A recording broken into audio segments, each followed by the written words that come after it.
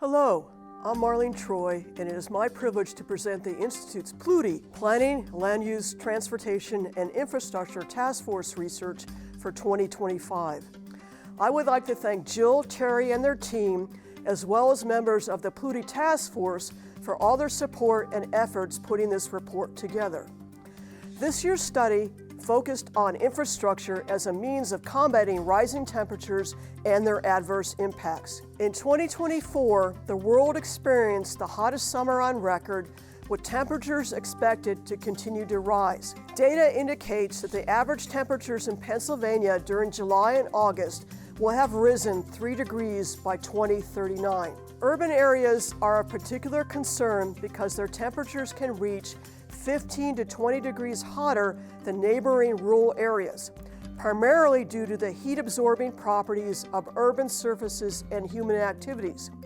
This is a phenomenon known as the urban heat island. Given that 80% of the nation's population lives in cities, the increase in heat has had a negative effect on public health.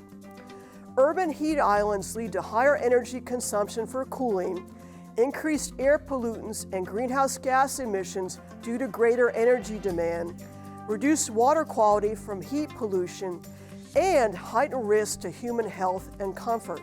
Some populations are more vulnerable, including people with low incomes, members of minority communities, children and pregnant mothers, older adults, people with mental or physical disabilities, and people who work outdoors or in uncooled warehouses. These communities may have limited access to air conditioning, poorly insulated homes, and fewer resources to prepare and recover from these events. Heat-related deaths in the United States have risen 58.3% from 2018 to 2021, disproportionately affecting people of color. Pennsylvania's 2024 Priority Climate Action Plan and 2023 Hazard Mitigation Plan outline comprehensive strategies to bolster resilience against climate impacts and hazards across the Commonwealth. The state's Climate Action Plan prioritizes greenhouse gas reduction, clean energy, and equity. The Hazard Mitigation Plan focuses on hazard mitigation, resilience, and equity. Additionally, the CDC hosts a heat and health index that identifies a community's level of risk to heat-related effects based on zip code. All this research informs the following recommendations. Infrastructure improvements should be considered, such as increasing trees and vegetation, implementing green or cool roofs, increasing the amount of green, blue, and shaded spaces, using innovative paving strategies such as permeable pavements, and cool building designs. The potential for microgrids should be assessed to aid struggling transmission lines during peak hours. Idle-free zones should be assessed for their potential in reducing greenhouse gas emissions and heat.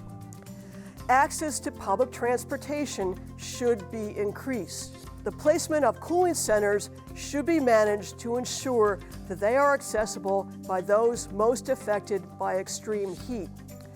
A heat hotline should be created which will facilitate the population getting up-to-date advice on heat health-related facts, location of cooling centers, and emergency services if needed. And policies and procedures should be developed to aid disadvantaged communities with targeted interventions or programs. By implementing these strategies, more resilient communities can be created that are better equipped to withstand extreme heat events while improving environmental sustainability and public health outcomes. Thank you.